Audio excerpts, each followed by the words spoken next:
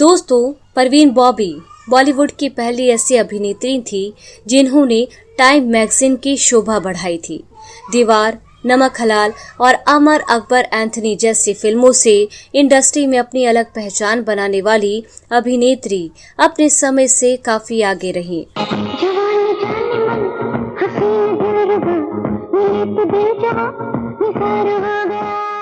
अफसोस की बात यह है कि ये सब उनके लिए बहुत जल्द खत्म हो गया और परवीन बॉबी की एक दुखद और गुमनाम मौत हो गई, जबकि कुछ लोगों का दावा है कि एक गंभीर बीमारी के कारण उनकी मौत हुई। मगर कुछ का मानना है कि ये सब महेश भट्ट, कबीर बेदी और डैनी डेंजोप्पा के साथ उनके असफल रिश्ते की वजह से हुआ।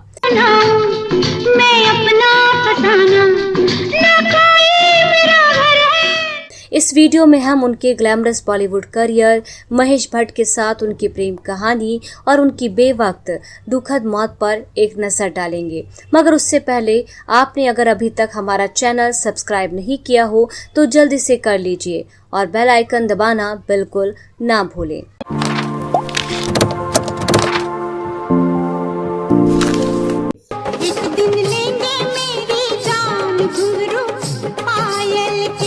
परवीन बॉबी ने 70 और 80 के दशक में बॉलीवुड में लिंग आधारित रूढ़ियों को तोड़ने का प्रयास किया। जीनत अमान के साथ इस ग्लैमरस अभिनेत्री ने इन मानदंडों को बदल दिया कि बॉलीवुड अभिनेत्री से फिल्मों में कैसे कपड़े पहनने की उम्मीद की जाती है। बॉलीवुड में सबसे सफल अभिनेत्रियों में से एक के रूप में पहचान बनाने वाली परवीन बॉबी ने अमिताभ बच्चन सहित बॉलीवुड के कुछ सबसे प्रतिष्ठित प्रमुख अभिनेताओं के साथ अभिनय किया।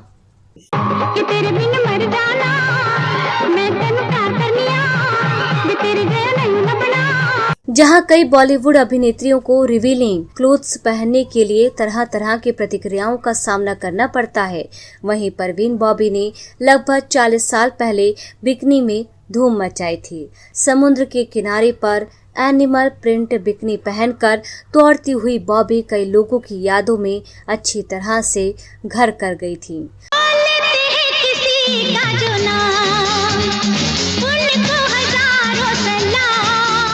उन्होंने कालिया, क्रांति, नमक हलाल, शान और अमर अकबर एंथनी जैसी सुपरहिट फिल्मों में काम किया।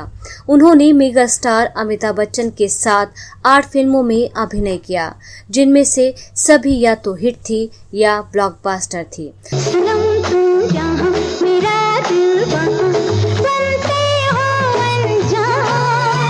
मगर फिर कुछ ऐसा हुआ कि शराब की खबरों के बीच उनका करियर अचानक समाप्त हो गया। बॉलीवुड में अपने खेल में शीर्ष पर रहने वाली परवीन बॉबी को सबसे खतरनाक बीमारियों में से एक पैरानॉइड सिजोफ्रेनिया का पता चला था।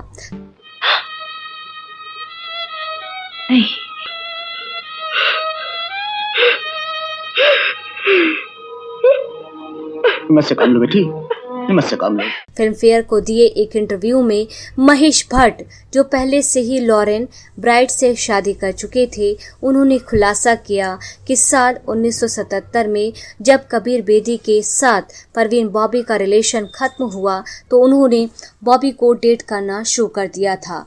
महेश भट्ट ने कहा कि कबीर बेदी एक फ्लॉप फिल्म निर्माता थे, जबकि परवीन बॉबी अपने करियर के चरम पर थी जब उन्होंने डेटिंग शुरू की। लुट गया कौन तेरे लिए, मुड़ के भी देखे नहीं।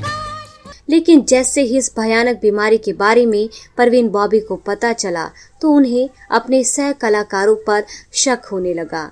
उन्होंने ये दावा भी किया कि अमिताभ बच्चन और पूर्व अमेरिकी राष्ट्रपति बिल क्लिंटन उन्हें मारना चाहते थे। उन्होंने कथित तौर पर पूर्व अमेरिकी राष्ट्रपति के खिलाफ मामला भी दर्ज कराया था। हालांकि कोर्ट ने ये कहते हुए मामले को खारिज कर दिया कि बॉबी मानसिक बीमारी से पीड़ित हैं। मेरी तरह अल्लाह करे तेरा किसी पे आए दिन, तू भी उन्हें साल 1993 के बम विस्फोट मामले में अभिनेता संजय दत्त के खिलाफ सबूत होने का दावा भी किया था और एक विशेष अदालत द्वारा इस मुद्दे पर सबूत पेश करने की उसकी याचिका को खारिज करने के बाद वो सुप्रीम कोर्ट तक का रुख करने के लिए तैयार थीं।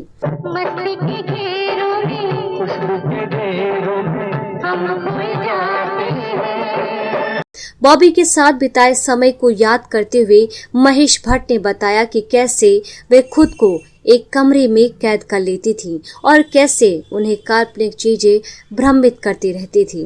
कभी कभी वह कहती थी कि एयर कंडीशनर भी कुछ है, फिर हमें उसे तोड़कर परवीन को दिखाना पड़ा। कभी पंखे में या परफ्यूम में उन्हें कुछ अलग दिखाई देता था। आप सा कोई हंसी दिलरुबा महेश भट्ट ने आगे बताया कि एक बार हम अपने दोस्त philosopher and guide UG Krishnamurti से मिलने के बाद वापस जा रहे थे, जब उन्होंने कहा कि इस कार में बम है और मुझे इसके टाइमर की आवाज सुनाई दे रही है। उन्होंने चलती कार का दरवाजा ये कहते हुए खोल दिया कि बम फट जाएगा और गाड़ी से उतर के भागने लगी। मैं उनके पीछे भागकर उन्हें पकड़ने लगा। लोगों को लगा कि परवीन बॉबी का उनके बॉयफ्रेंड से झगड़ा हो रहा है। किसी तरह मैंने उसे एक टैक्सी में बिठाया और वह घर पहुंचे।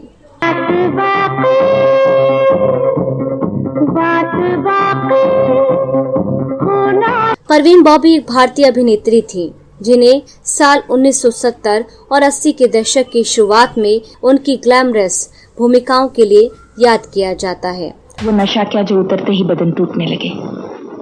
अगर नशा करना ही है तो ऐसा नशा कीजिए जो सूरज की तरह डूबता ना हो, तारों की तरह टूटता ना हो और फूलों की तरह मुरझाता ना हो। वैसे भी शराब को संगीत की नजाकत नागवारा है। उनके व्यक्तिगत जीवन और शिक्षा के बारे में बताएं तो बॉबी का जन्म जूनागढ़ में हुआ था और उन्होंने अपनी शुरुआती स्कूली शिक्षा औरंगाबाद में की और बाद में सेंट जेवियर्स कॉलेज अहमदाबाद में पढ़ाई की। उनके पिता वली मोहम्मद बॉबी एक गुजराती मुस्लिम जूनागढ़ के नवाब के साथ एक प्रशासक थे।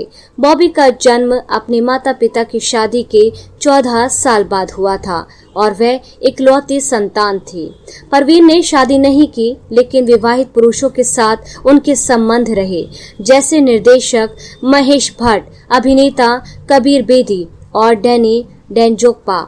परवीन के अपने सह कलाकार अमिताभ बच्चन के साथ भी संबंध होने की भी अफवाह थी।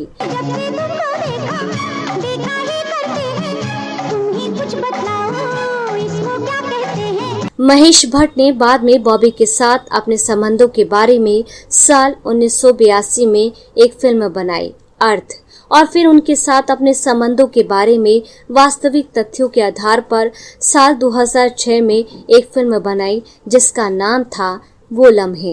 वो बातें कोई ना जाने।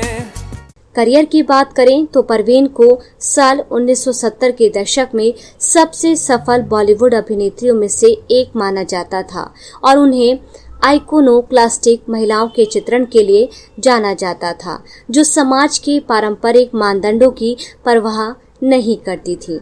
उन्होंने साल 1973 में कॉलेज में रहते हुए फिल्मी करियर की शुरुआत की। कहाँ चले गए थे मुझे छोड़कर?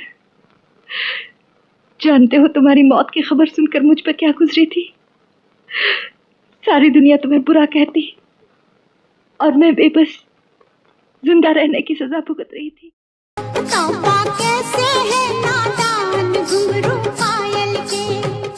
वे मार्च साल 1977 में टाइम पत्रिका के कवर पर प्रदर्शित होने वाली पहली भारतीय अभिनेत्री थी।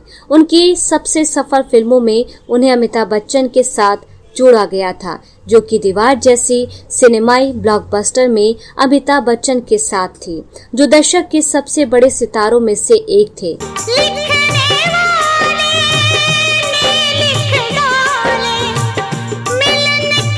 उनकी तुलना अक्सर जीनत अमान से की जाती थी क्योंकि दोनों ही अभिनेत्रियां बॉलीवुड की सबसे बोल्ड अभिनेत्रियां थीं। वास्तव में उन्होंने जीनत के साथ महान और अशांति में अभिनय किया। इसके अलावा फिल्मों में उनकी स्क्रीन पर उपस्थिति भले ही कम रही हो, लेकिन बॉबी उन भूमिकाओं और गानों में एक चार्मिंग अवतार में नजर आए।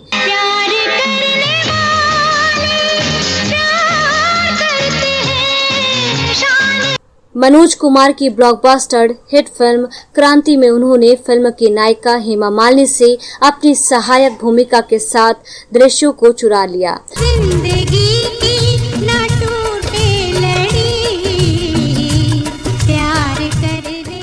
बॉबी ने विनोद पांडे की ये नजदीकियां जैसी ऑफ बीट फिल्मों में भी काम किया। ये तो पहली मुलाकात है, 2-4 मुलाकातें और होंगी तो रेनू की पर्सनालिटी की और तहें खुलेंगी आप पर। उनकी सफलता 80 के दशक के मध्य में नहीं चली क्योंकि उन्होंने साल 1983 में न्यूयॉर्क जाने के लिए फिल्म उद्योग छोड़ दिया था। मारा ठुमका बदल गई चाल मितवा, देखो देखो रे हम। लेकिन उनकी कई फिल्में बाद के वर्षों में रिलीज हुई और साल 1988 में उनकी आखिरी फिल्म रिलीज हुई। न्यूयॉर्क में वह जुड़ी स्पिरिचुअल फिलोसोफर यूजी कृष्णमूर्ति के साथ। खैर, वे साल 1992 में मुंबई वापस लौट आए, जहां काफी ज्यादा वजन होने के कारण उन्हें पुराने अंदाज में जानने वालों के लिए पहचानना मुश्किल था। उन्होंने कई विदेशी गणमान्य व्यक्तियों और उनके पूर्व सह कलाकार और अमिताभ बच्चन पर उनकी हत्या की साजिश रचने का आरोप लगाया था, लेकिन अदालत में उनकी याचिका सबूत के अभाव में खारिज कर दी गई। उन्होंने साल 1993 के सीरियल बम धमाकों के मामले की सुनवाई कर रही विशेष अदालत में एक हल्फनामा भी दायर किया, जिसमें दावा किया गया कि उसके पास दिखाने के लिए सबूत है, लेकिन वह ये कहकर अदालत में पेश नहीं हुई कि उससे मारे जाने का डर है। ये अनुमान लगाया जाता है कि परवीन बॉबी सिजोफ्रेनिया से पीड़ित थी और अपने मानसिक बीमारी के कारण सन्यासी बन गई थी। ये भी संभव है कि वह सिजोफ्रेनिक नहीं थी और उनकी ये हालत बहुत ज्यादा शराब की वजह से हुई हो। होना क्या है, सुबह हो रही है, शाम हो रही है और जिंदगी यूं ही तमाम हो रही है। क्योंकि कथित तौर पर अपने प्रेमी कबीर बेदी और महेश भट्ट से अलग होने के बाद उन्हें भारी शराब पीने और ड्रग्स की लत लग गई थी। वो अपना इलाज कराने न्यूयॉर्क भी गई थी क्योंकि वह अपनी बीमारी को गोपनीय रखने के लिए भारत में मनोचिकित्सकों पर भरोसा नहीं करती थी।